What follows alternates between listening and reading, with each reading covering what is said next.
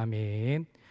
오늘은 내가 그리스도를 위하여라는 제목으로 하나님의 말씀을 전할 때 하나님의 크신 은혜가 함께 하시기를 바랍니다.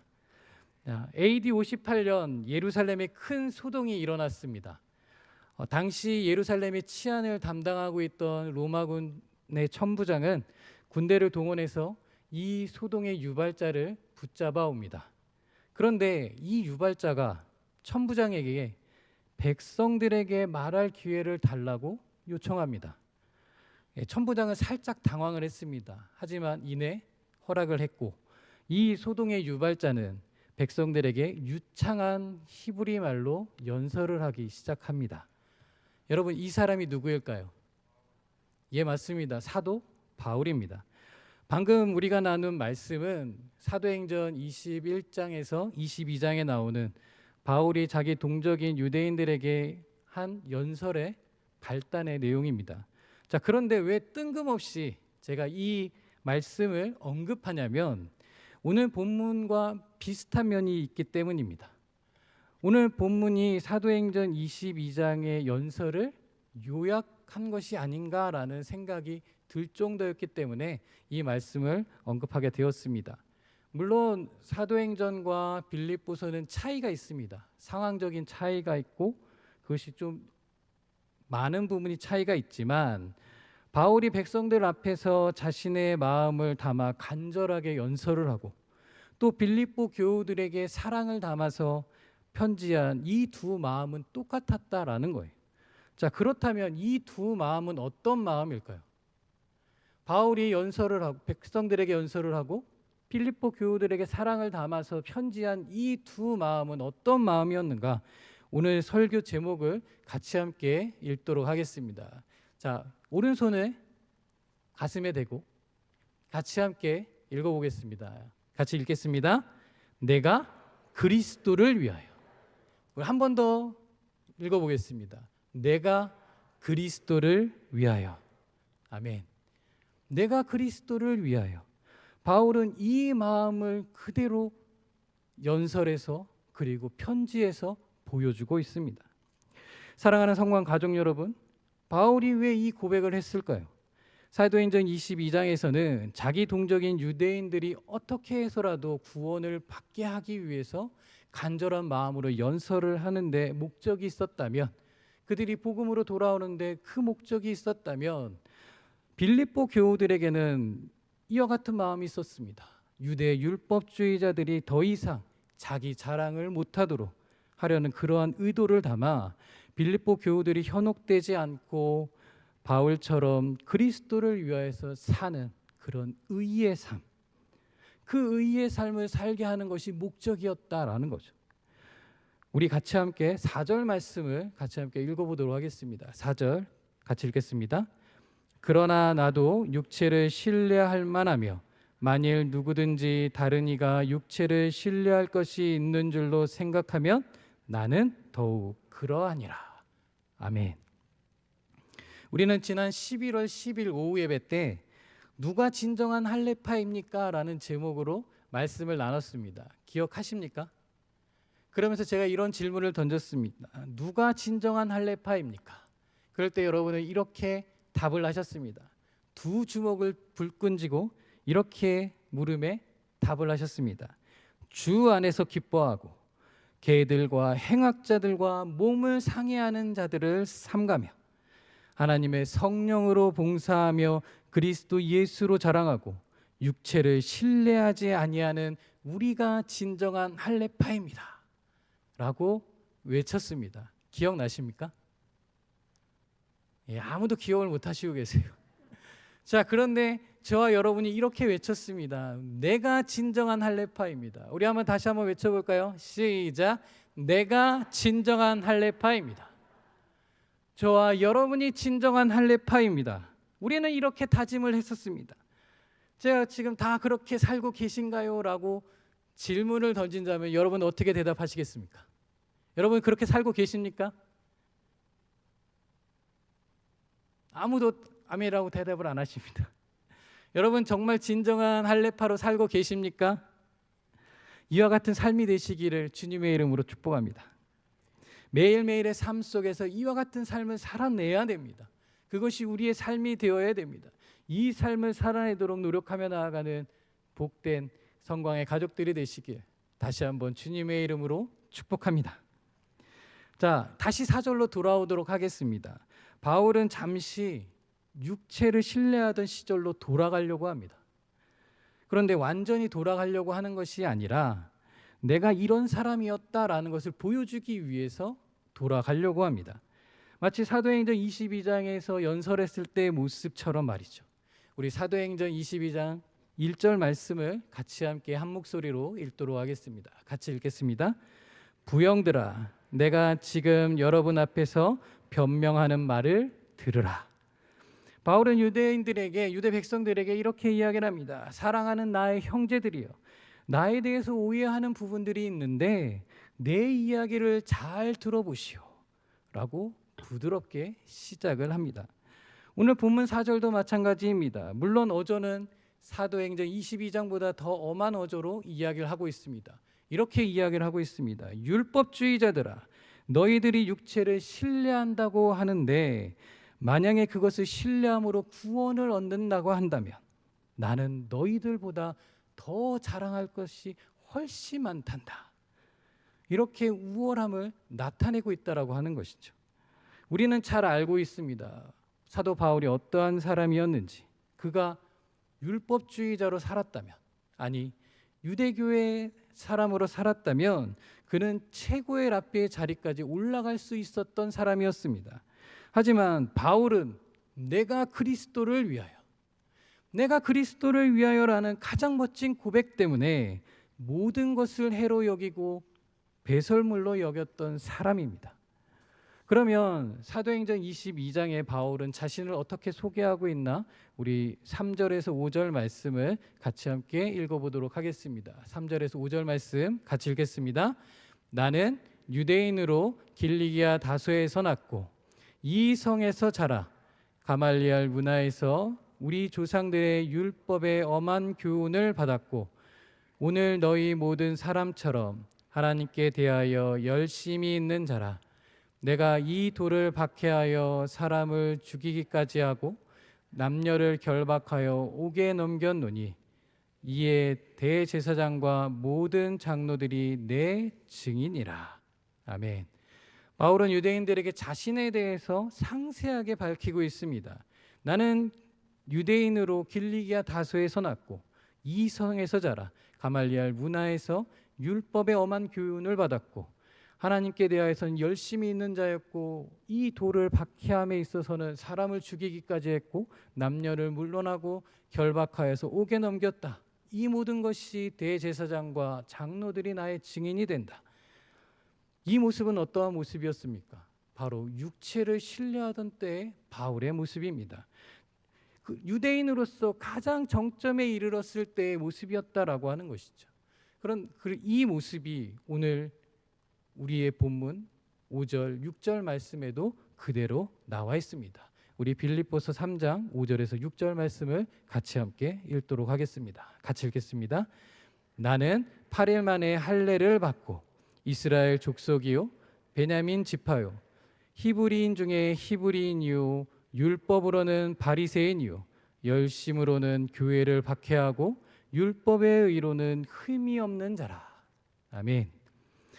사도행전 22장과 오늘 본문의 내용을 통해서 육체를 신뢰하던 유대인으로서의 이 바울이 어떤 사람이었는가를 우리는 한눈으로 알아볼 수 있습니다.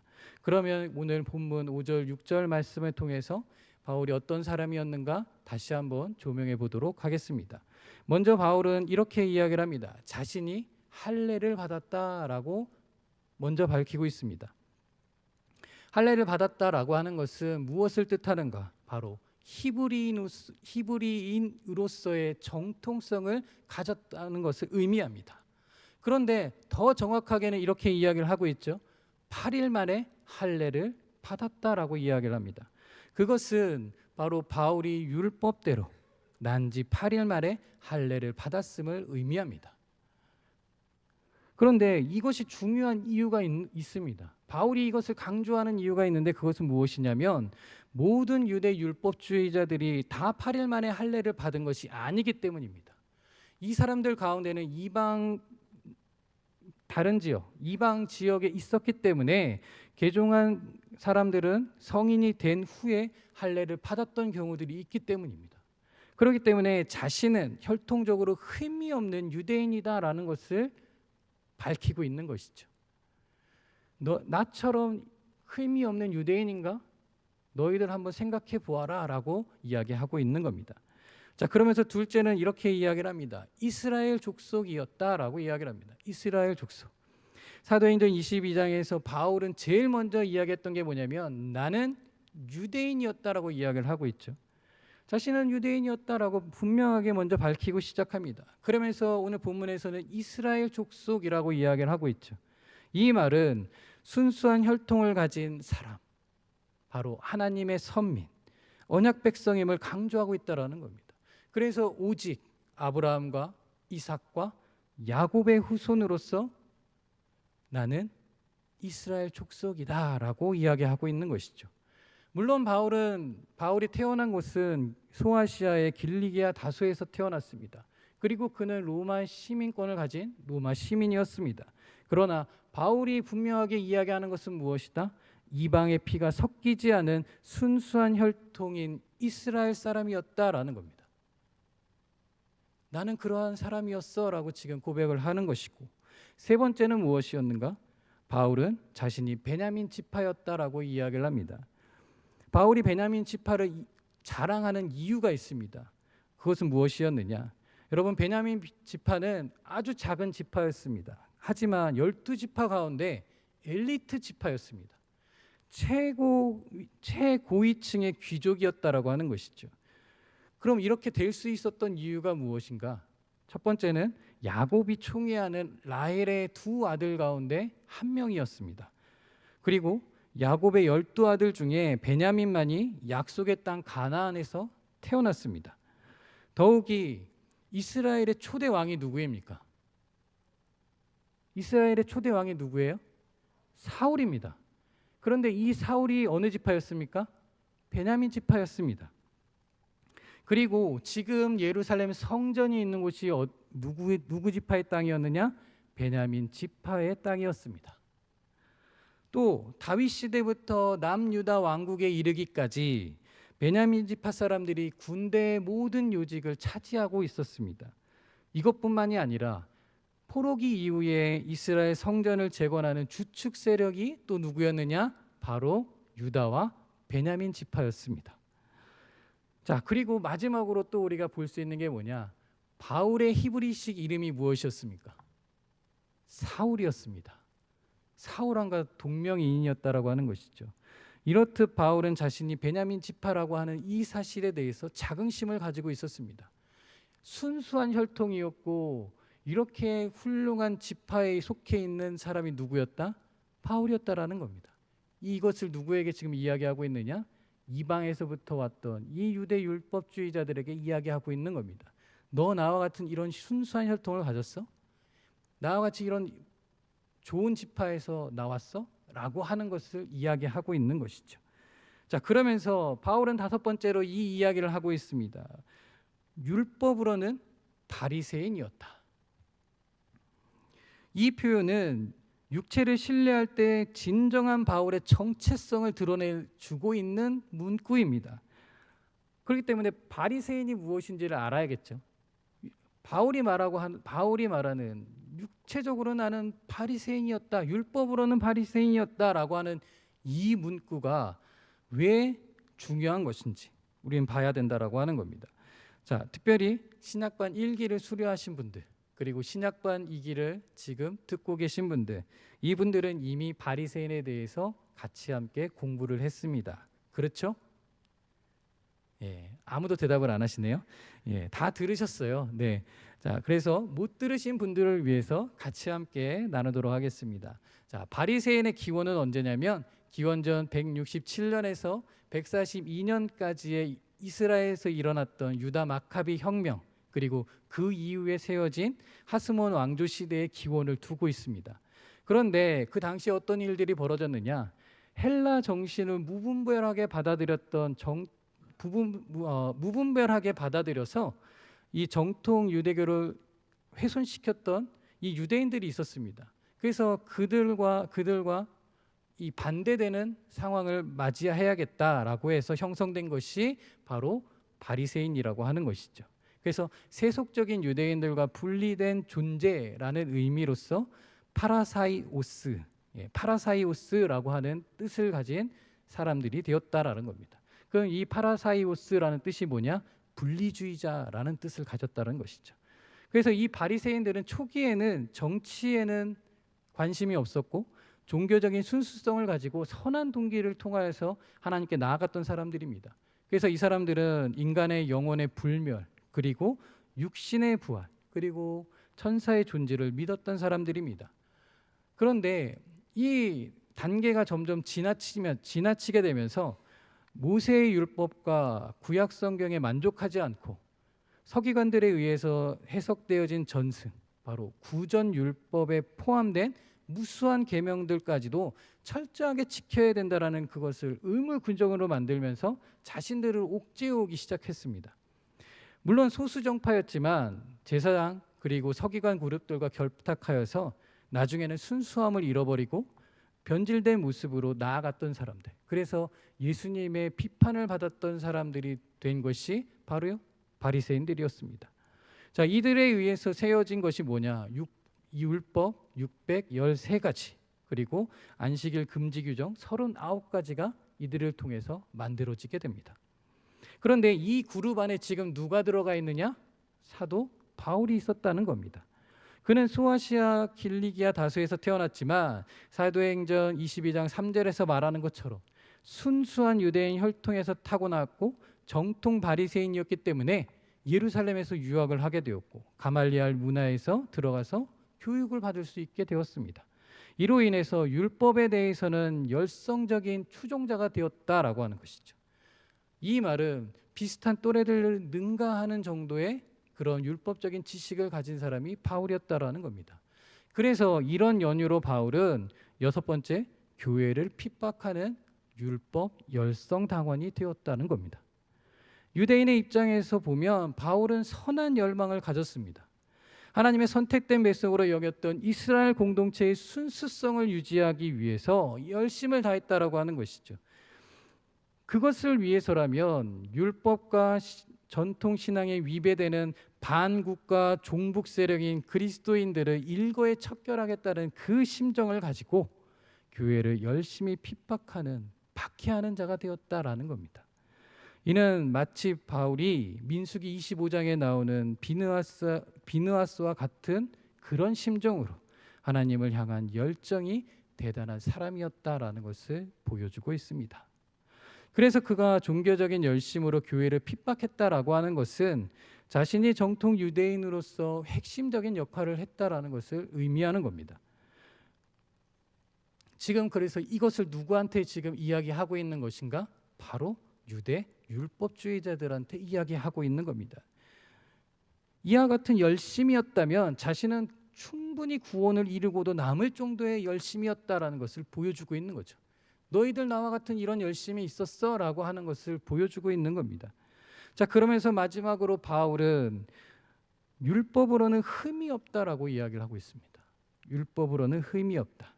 이것은 바울이 내적인 신앙에서도 순수했음을 의미하고 있습니다.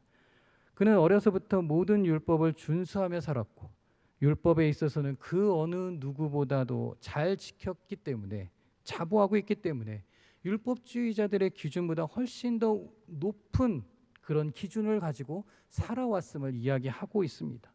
그렇기 때문에 율법주의자들이 자랑하고 있는 것들은 나에게 있어서는 아무것도 아니었다라고 바울이 고백하고 있는 것이죠. 이 사람이 누구였느냐? 바로 사도 바울이었습니다.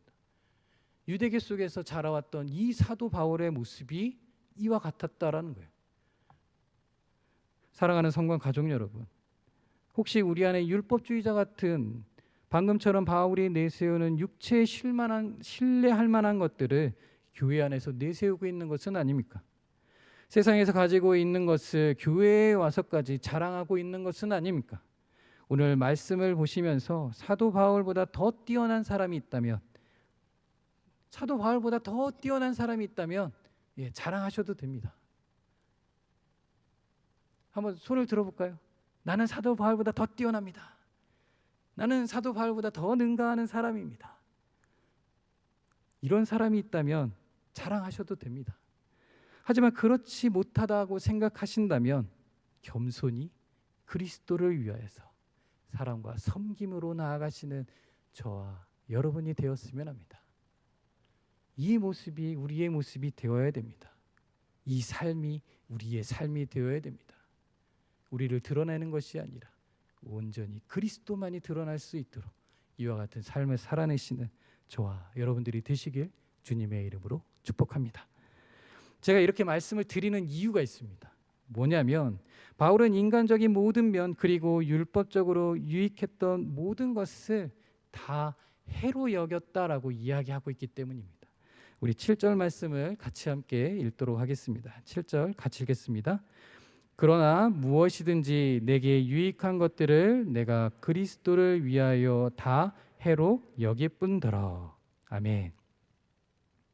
바울은 자신의 모든 것, 육체를 신뢰하고 있던 이 모든 것을 자랑거리로 내세울 수 있었고, 그 자랑거리가 유대 율법주의자들의 내세운 것보다 훨씬 더 우위에 있음을 알았습니다. 그러나 바울은 자신에게 유익했던 육체의 자랑을 다 해로 여기고 있다라고 이야기를 합니다. 바울이 왜 이렇게 이야기를 했을까요? 바울이 왜 자신의 모든 것을, 육체에 신뢰하던 모든 것을 왜 해로 여긴다라고 이야기를 했을까요? 우리 사도행전 22장 6절에서 8절 말씀을 같이 함께 읽도록 하겠습니다. 사도행전 22장 6절에서 8절 말씀 같이 읽겠습니다. 가는 중에 다메섹에 가까이 갔을 때에 오정쯤 되어 호련히 하늘로부터 큰 빛이 나를 둘러 비치매 내가 땅에 엎드려져 들으니 소리 있어 이르되 사울아 사울아 내가 왜 나를 박해하느냐 하시거늘 내가 대답하되 주님 누구시니까 하니 이르시되 나는 내가 박해하는 나사렛 예수라 하시더라. 아멘. 바울이 육체의 자랑거리를 해로 여긴 것은 부활하신 예수 그리스도를 만났기 때문입니다. 그리고 이제는 그리스도를 위하여서 사는 인생, 180도 바뀐 그 인생으로 나아가게 되었다라는 겁니다.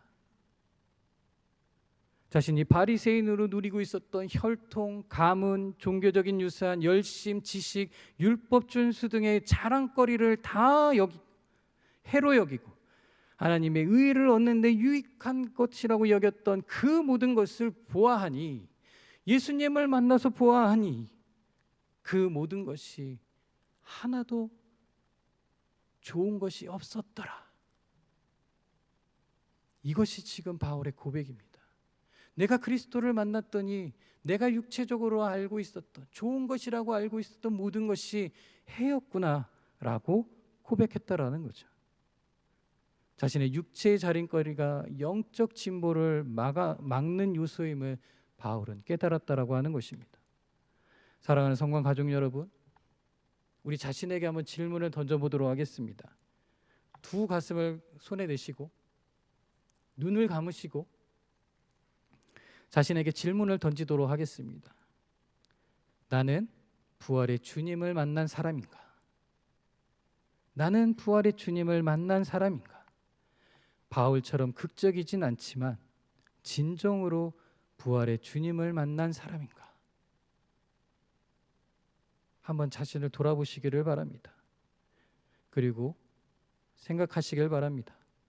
내가 부활의 주님을 만난 사람이라면 나는 더 낮아짐의 삶을 살아야 된다. 나는 더 내 중심의 삶을 내려놔야 됩니다. 왜 그럴까요? 내가 그리스도를 위하여 나의 자랑거리는 해로 여기는 바울과 같은 삶이 되어야 하기 때문입니다. 그러하기에 우리의 답은 하나입니다. 우리 같이 함께 외쳐볼까요? 겸손. 겸손. 내가 그리스도를 위하여서 나의 모든 것을 내려놓고 낮아짐의 삶을 살고 더 나아가서는 내려놓음의 삶을 살 수 있다라고 하는 것은 내 안에 겸손이 있어야 한다라는 겁니다. 우리 안에 겸손이 있어야 된다라고 하는 겁니다. 그러하기에 내가 그리스도를 위하여서 겸손, 낮아짐과 내려놓음의 삶을 살아내시는 저와 여러분이 되시길 주님의 이름으로 축복합니다. 계속해서 바울은 8절에 해로 여기는 이유에 대해서 피력을 하고 있습니다. 우리 같이 함께 8절 말씀 읽도록 하겠습니다. 같이 읽겠습니다. 또한 모든 것을 해로 여김은 내 주 그리스도 예수를 아는 지식이 가장 고상하기 때문이라. 내가 그를 위하여 모든 것을 잃어버리고 배설물로 여김은 그리스도를 얻고. 아멘. 바울은 7절과 8절 말씀에 해로 여기는 이유에 대해서 이야기하면서 같은 단어를 3번 반복하고 있습니다. 한번 찾아볼까요?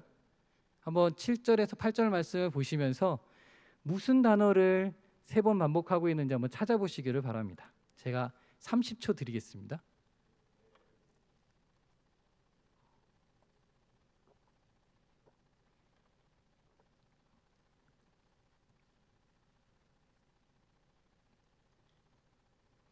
자, 어떤 단어를 3번 반복하고 있죠? 어떤 단어를요? 자, 요거를 찾으시는 분에게 제가 커피와 머핀을 쏘도록 하겠습니다. 네? 그리스도. 예, 제가 원하는 답이 아닙니다. 한 번 더. 한 번 더. 한 번 더 기회를 드리겠습니다. 자, 어떤 단어냐면 아무도 못 찾아서 커피와 머핀은 제가 먹도록 하겠습니다. 자, 어떤 단어냐면 여기다라는 겁니다. 여기다라는 단어예요. 자, 그래서 이 여기다라는 단어와 함께 나오는 내용을 3번 반복하고 있습니다. 그런데 바울이 이렇게 3번 반복했다라는 것은 무엇을 뜻하느냐? 단호하게 처리하겠다는 뜻을 가지고 있습니다. 그럼 무엇을 단호하게 처리하느냐? 육체를 신뢰하는 것, 더 나아가서는 이 세상적인 모든 것을 말하는 겁니다. 처음에 바울은 7절에서 육체를 신뢰하던 것들, 자신이 앞서 피력했던 것들만 해로 여긴다라고 이야기했지만 8절에 와서는 육체를 신뢰하던 것들 뿐만 아니라 세상적인 모든 것들도 해로 여긴다라고 하는 것. 그리고 마지막에서 뭐라고 이야기하나요? 모든 것을 잃어버리고 배설물로 여긴다라고 이야기를 하고 있습니다. 바울이 이렇게 이야기할 수 있었던 이유가 무엇일까요? 바로 이것 때문입니다. 내 주 그리스도 예수를 아는 지식이 가장 고상하기 때문이라. 같이 함께 한번 읽어볼까요? 성경 오늘 말씀에 나오죠. 같이 함께 읽어보겠습니다. 내 주 그리스도 예수를 아는 지식이 가장 고상하기 때문이라. 아멘. 여러분, 너무나 아름다운 표현 아닌가요? 저 이 구절 보면서 너무나도 아름답다라는 표현을 했습니다. 내 주 그리스도를 아는 지식이 가장 고상하기 때문이다. 다른 것은 없다라고 하는 것이죠. 오직 예수만이 있다라는 겁니다. 그래서 바울은 이렇게 고백할 수 있었다는 것이죠. 내가 그리스도를 위하여서 육체를 신뢰하는 것들, 세상적인 것들, 이 모든 것들을 배설물로 여기고 해로 여기는 이유는 내 주 그리스도 예수를 아는 지식이 가장 고상하기 때문이라. 가장 고상하기 때문입니다. 바울은 사도행전 22장에서 고백하듯 극적으로 예수님을 만나 그가 부활하셨음을 확인하고 그리스도를 아는 일이 모든 것 위에 가장 뛰어난 일임을 깨달았다라는 겁니다. 여기 아는 지식이라고 하는 이 단어는 헬라어로 그노시스라고 이야기를 하는데요. 이 단어 우리 잘 알고 있습니다. 여러분들도 잘 알고 있는 단어입니다. 어떤 단어냐면 바로 구약 히브리서 야다라고 하는 이 단어를 헬라어 그대로 가져온 단어입니다. 그래서 헬라어로 그노시스라고 표현을 하고 있는 것이죠. 여러분, 야다라는 의미가 무엇인지 아시죠? 어떤 의미를 담고 있나요? 알다라는 단어입니다. 알다.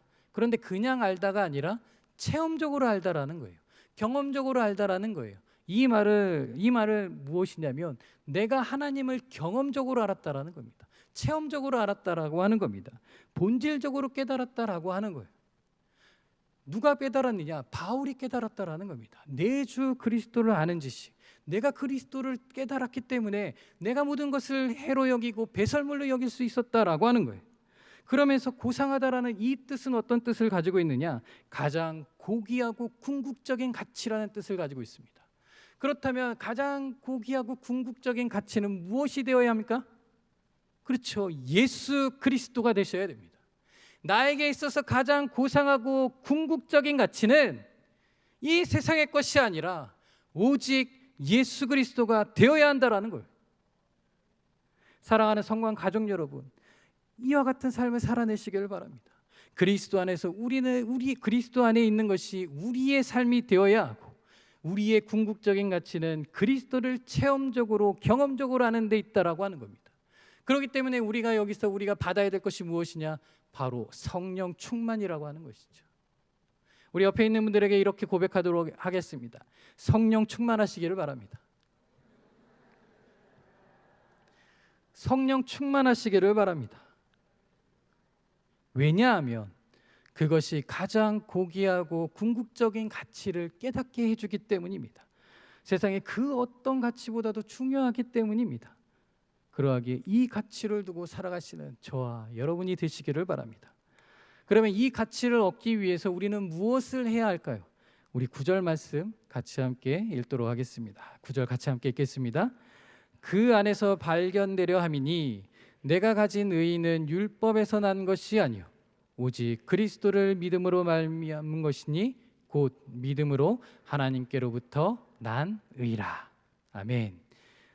우리는 그리스도를 얻고 그리스도 안에서 발견되어야 합니다. 그렇다면 이 의미는 무엇일까요? 바로 그리스도와 연합함을 의미합니다. 그리스도와 함께함을 의미한다라고 하는 것이죠. 여러분, 내가 그리스도와 연합하려면 어떻게 해야 될까요? 내 모든 것을 내려놓아야 합니다. 아까도 말씀드렸듯이 내 중심에 그리스도가 들어오게 하셔야 됩니다. 그렇게 하려면 어떻게 해야 될까요? 나의 모든 죄를 회개하고 겸손히 주님께 순종하는 삶을 살게 될 때 우리는 그리스도와 온전한 연합을 이루는 삶이 될 것입니다. 사도 바울은 이 연합하는 일을 사도행전 22장 21절에 이렇게 고백을 하고 있습니다. 우리 같이 함께 읽도록 하겠습니다. 같이 읽겠습니다. 나더러 또 이르시되 떠나가라. 내가 너를 멀리 이방인에게로 보내리라 하셨느니라. 아멘. 바울과 그리스도가 연합했다라고 하는 것은 그가 이방인의 사도가 되었음을 의미하고 있습니다. 바울은 그렇게 하나님의 뜻에 순종하게 되었고 그렇게 하나님을 증거하는 삶을 살게 되었습니다. 그러나 22장에 보시면 이 말로 인하여서 그동안의 바울의 연설을 참으며 들었던 유대 백성들이 분개하기 시작합니다. 천부장은 그를 연설대에서 끌어내어 영내로 들여보내면서 일단락되게 됩니다. 그러나 그 뒤로 바울은 어떠한 삶을 살았습니까? 하나님이 부르시는 그날까지 그리스도를 위하여서 복음을 전파하다 형장의 이슬로 사라지게 되었습니다. 그러나 그가 숱한 고초와 어려움 속에서 복음을 온전히 증거할 수 있었던 것은 자기가 가지고 있던 율법에서 생기는 바울 스스로의 의가 아니라 오직 그리스도를 믿는 믿음으로 말미암아 오는 의, 믿음에 근거하여서 하나님께로부터 오는 의를 통하여서 그는 자신의 모든 것을 해낼 수 있었습니다. 이 말씀은 바울의 의도를 아주 명쾌하게 설명하는 이야기입니다. 바울 당시 교회 안에서 사람들을 미혹하던 율법주의자들에게 있어서 의라고 하는 것은 자신들이 말하는 율법 준수를 통하여서 얻는 것이고 또 여기서 인간적인 노력만 있을 뿐 하나님이 계획할 여지가 전혀 없다고 주장하는 이 주장을 일말에 거부하고 있는 겁니다. 일말에 끊고 있는 겁니다. 바울은 이것을 단호하게 부정하고 오직 예수 그리스도에 대한 믿음을 통하여 가능한 것임을 부각시키고 있다라고 하는 것이죠. 그러하기에 바울이 자신의 육체적이고 세상적인 모든 것을 해로 여기고 배설물로 여겼다라고 하는 것은 그가 그리스도를 위하여서 복음을 증거하는 삶, 오직 예수 그리스도를 믿음으로 말미암는 하나님께로부터 난 의의 삶이다라는 것을 말하고 있는 것입니다. 그러하기에 어떠한 상황 속에서도 철저하면서도 담대하게 복음을 증거하는 사도의 역할을 감당할 수 있었다라고 하는 것이죠. 사랑하는 성관 가족 여러분, 나는 그리스도를 위하여서 무엇을 할 수 있을까요? 다시 한번 다짐해 보시기를 바랍니다. 나는 그리스도를 위하여서 무엇을 할 수 있을까? 내가 가진 의는 오직 예수 그리스도로 말미암는 하나님께로부터 난 의이고, 그 의를 통하여서 그리스도를 아는 지식이 가장 고귀하고 궁극적인 가치임을 믿으며 그리스도와 연합하여 세상의 것을 자랑하는 것이 아니라 하나님을 자랑하고 예수님을 자랑하고 성령님을 자랑하며 내가 그리스도를 위하여서 복음을 전하며 사랑과 섬김으로 살아가는 하나님의 자녀, 예수님의 제자, 성령의 사람들이 되시는, 그리하여서 우리의 공동체가 하나님 나라를 이루어가는 하나님 나라 백성 공동체가 되기를, 이와 같은 삶을 살아내시는 저와 여러분들이 되시길 주님의 이름으로 축복합니다. 우리 이 시간에 같이 함께 찬양하며 나아가도록 하겠습니다. 나는 믿네라고 하는 찬양이 있는데요, 이 찬양을 드린 후에 같이 함께 기도하도록 하겠습니다.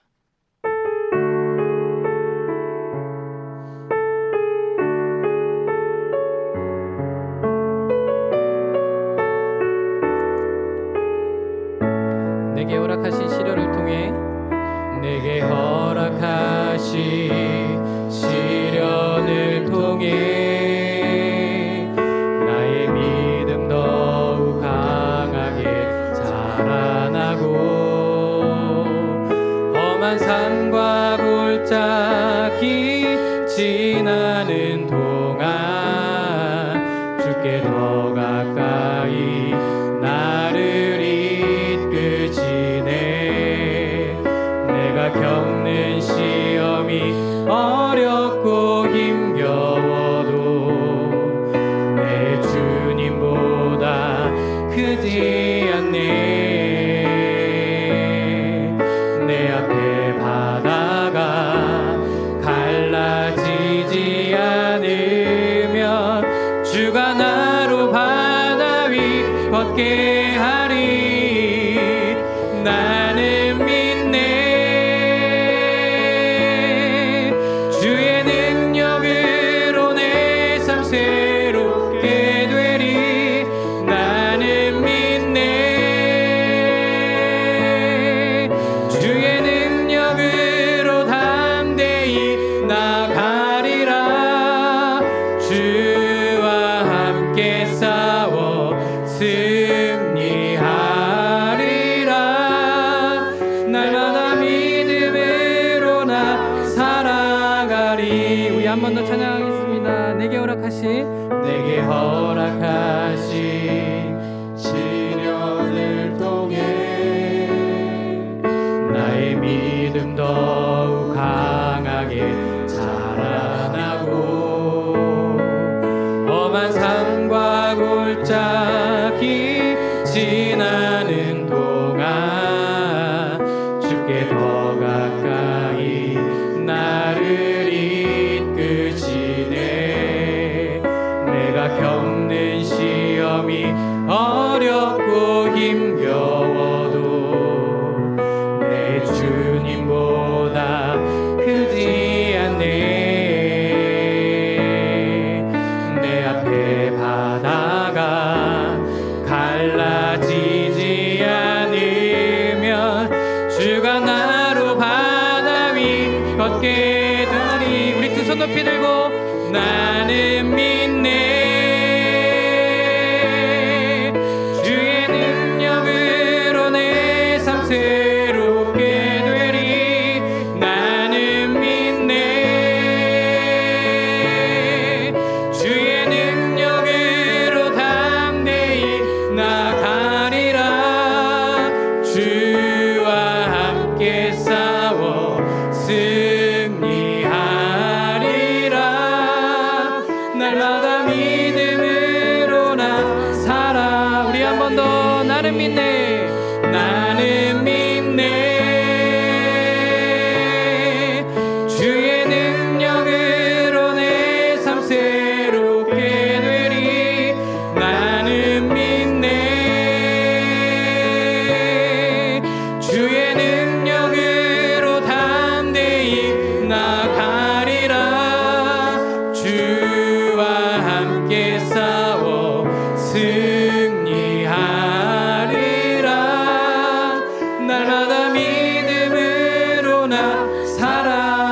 하나님.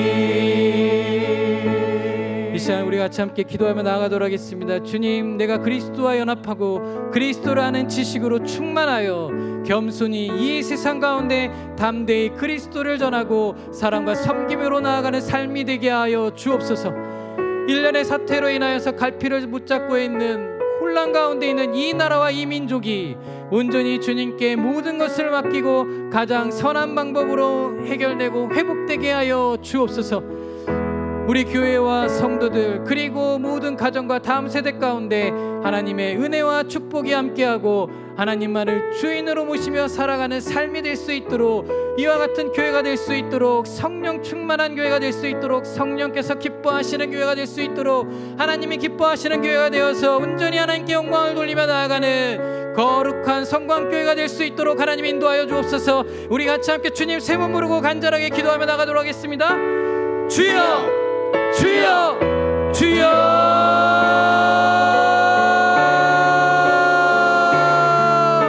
아버지, 이 시간 가운데 우리 교회를 도와주시고 함께하여 주시옵소서. 우리 가운데 주님만을 바라며 주님만을 이제며 나갈 수 있는 우리의 삶이 될 수 있기를 원합니다. 주님, 내가 그리스도를 위해서 무엇을 할 수 있을까요? 주님, 내가 가지고 있는 나의 지식이 아니라 그리스도 아는 지식, 그 고생함으로 말미암아 내가 세상에 가지고 있던 것, 내가 육체적으로 신뢰하고 있었던 것, 그 모든 것을 내려놓고 겸손하게 주님을 바라보며 주님만을 의지하며 나아갈 수 있는 복된 삶이 되어줄 수 있도록 인도하여 주시옵소서. 내가 그리스도와 연합함으로 말미암아 그리스도만 아는, 그리스도를 아는 지식으로 충만하여져서 더욱 겸손하게 이 세상 가운데 그리스도로 증거하며 복음을 들고 나아가며 이 세상 가운데 믿지 않는 자들에게 복음을 증거하며 나아가는 삶이 될 수 있기를 원합니다. 주님, 내가 사랑의 마음을 가지고 교우들을 섬기며 나아갈 수 있게 인도하여 주시고, 내 동료들, 내 친구들을 섬기며 나아갈 수 있게 인도하여 주시고, 이 세상 가운데 그리스도만을 온전히 나타내며 나아가는 삶, 겸손하게 그리스도를 위하여서 아버지 하나님 내 모든 것을 내려놓고 나자님의 삶을 살아갈 수 있는 의의 삶이 되어질 수 있도록 주님 충만케 하여 주시고 도우시고 함께 하여 주시옵소서. 특별히 아버지 하나님 이 나라와 이 민족을 위해서 기도합니다. 주님, 아버지 하나님 인간의 사태로 인하여서 갈피를 못 잡고 혼란 가운데 있습니다. 여전히 어려운 가운데 있습니다. 위태로운 가운데 있습니다. 주님, 안정되게 도와주시옵소서. 주님, 온전하게 이 나라의 민족이 주님으로 말미암아 거룩하신 주님의 통치하심으로 말미암아 다시금 회복될 수 있게 인도하여 주시옵소서. 거룩한 백성으로, 거룩한 나라로 온전히 열받을 수 있게 인도하여 주시옵소서. 선한 방법으로 주님 앞에 온전히 드리며 나가는 이 시간이 될 수 있기를 원합니다. 주님, 간구하니 우리의 모든 기도 가운데 응답하여 주시고 함께하여 주시옵소서. 특별히 교회를 위해서, 우리의 성도들을 위해서 기도합니다. 주님, 우리 교회가 더욱더 주 안에서 온전하게 세워지는 교회가 될 수 있게 인도하여 주시옵소서. 참되게 예배하며, 참되게 교제하며, 참되게 양육하며, 참되게 봉사하며, 참되게 섬김으로 나가는 귀한 공동체가 될 수 있기를 원합니다. 은혜의 공동체가 될 수 있기를 원합니다. 아버지 하나님, 이 삶을 통하여서 우리가 더욱더 담대하게 반석에 세워지는 공동체가 되어지고, 우리의 모든 성도들이 하나님의 은혜와 축복 가운데 거하게 되어지고, 더 나아가서는 이 영향력으로 말미암아 이 지역을 변화시키는 그러한 훌륭한 교회가 될 수 있도록, 행복한 교회가 될 수 있도록 주님께서 붙드시고 주님께서 함께하여 주시옵소서. 특별히 우리의 가정들을 놓고 기도합니다. 주님께서 주인이 되어 주셔서 우리의 가정부터 온전하게 세워지는 가정, 반석 위에 세워지는 가정, 은혜 가운데 세워지는 가정들이 될 수 있도록 인도하여 주시옵소서. 그 가운데 자라나고 있는 우리의 다음 세대들에게 하나님의 꿈과 비전을 보여주시옵소서. 하나님의 역사를 이루어갈 수 있도록 인도하여 주시옵소서. 이 세대를 뛰어넘는 예수의 세대가 될 수 있도록 은혜를 베푸시고 축복하여 주시고 함께하여 주시옵소서. 그리하여서 우리의 공동체가 하나님 나라를 온전히 이루어가는 은혜의 공동체가 되게 하여 주시옵소서. 의의 공동체가 되게 하여 주시옵소서. 공의의 공동체가 되게 하여 주시옵소서. 이와 같은 모든 삶을 이루어갈 수 있도록 우리의 공동체를 붙드시고 함께하여 주시기를 원합니다. 아버지, 인도하여 주시고 아버지 붙들어 주시옵소서. 함께하여 주시옵소서. 사랑과 은혜가 충만하신 아버지 하나님, 오늘 수요 기도회를 맞이하여서 하나님 앞에 예배하게 하시고 하나님의 말씀으로 나아가게 하시고 그 말씀 가운데 기도하며 나아갈 수 있도록 저희들에게 은혜를 더하심을 참으로 감사를 드립니다. 바울이 고백했던 것처럼 내가 그리스도를 위하여서 내 주 그리스도를 아는 지식이 가장 고상하여서 세상에 가지고 있던 내 모든 내 모든 육체에 신뢰하고 있던 그 모든 것을 해로 여기고 배설물로 여기는 이와 같은 삶이 우리의 삶이 될 수 있도록 인도하여 주옵소서. 내 주 그리스도가 가장 고상합니다. 그리하여서 내가 그리스도를 위하여서 사랑으로 섬김으로 나아갑니다. 주님, 나를 붙들어 주시고 나와 함께하여 주옵소서. 이 고백이 우리의 고백이 될 수 있도록 인도하여 주옵소서. 주님, 나라를 위해서 기도합니다. 이 나라가 방황하고 있습니다. 갈피를 못 잡고 있습니다. 혼란 가운데 있습니다. 위태로운 가운데 있습니다. 주님, 주님께서 통치하여 주셔서 일련의 모든 사태들이 온전히 해결될 수 있도록 인도하여 주옵소서. 주님께서 바라는 가장 선한 방법으로 해결될 수 있도록 인도하여 주옵소서. 우리는 기도합니다. 하나님, 우리의 이 모든 기도를 응답하여 주옵소서. 특별히 교회를 위해서 기도합니다. 우리 성도들을 위해서 기도합니다. 우리 성도들의 가정을 위해서 기도합니다. 우리의 다음 세대들을 위해서 기도합니다. 주님, 우리의 교회가 반석 위에 세워지는 교회가 되게 하시고 참되게 예배하는 교회가 되게 하시고 참되게 교제하는 교회가 되게 하시고 참되게 봉사하며 참되게 양육하며 참되게 전도하며 나아가는 교회가 될 수 있도록 인도하여 주옵소서. 그리하여 해서 주님이 말씀하시는, 주님이 함께 하시는 반석 위에 세워지는 교회, 모두가 행복을 누리는 교회, 모두가 기쁨을 누리는 교회, 이와 같은 교회가 되어질 수 있게 인도하여 주옵시고 이 세상 가운데 빛과 소금의 역할을 온전히 감당하는 은혜의 교회가 될 수 있도록 주님 인도하여 주옵소서. 우리의 가정들을 붙들어 주시옵소서. 하나님께서 주인이 되시는 가정이 되게 하여 주옵시고 하나님만 바라는 가정이 되게 하여 주옵시고 그 안에서 자라고 있는 우리의 다음 세대들이 하나님과 하나님의 꿈과 비전을 가지고 이 세대를 뛰어넘는 예수의 세대로서 자라갈 수 있도록 주님 인도하여 주시고 함께하여 주옵소서. 이를 위하여서 우리가 기도합니다. 이를 위하여서 우리 교회가 기도합니다. 우리의 성도들이 기도합니다. 우리가 기도하는 이 모든 기도에 응답하여 주시고 더욱 우리가 감사함으로 나아갈 수 있도록 우리의 매일매일의 삶이 주님과 동행하는 은혜의 삶이 될 수 있도록 주님께서 함께 하시고 성령께서 이끌어 주옵소서. 이 모든 말씀 우리를 사랑하시는 예수님의 이름으로 기도드리며 이제는 우리 주 예수 그리스도의 은혜와 하나님의 놀라우신 사랑하심과 성령님의 감화감동 교통하심이 내 주 그리스도를 아는 지식이 가장 고상함으로 내가 그리스도를 위하여서 하나님 앞에 나아갑니다. 사랑과 섬김으로 나아갑니다. 나를 붙들어 주옵소서. 이 고백으로 나아가는 우리 모든 성강 가족들 머리머리 위에 이제로부터 영원토록 함께 하옵시기를 간절히 축원하옵나이다. 아멘.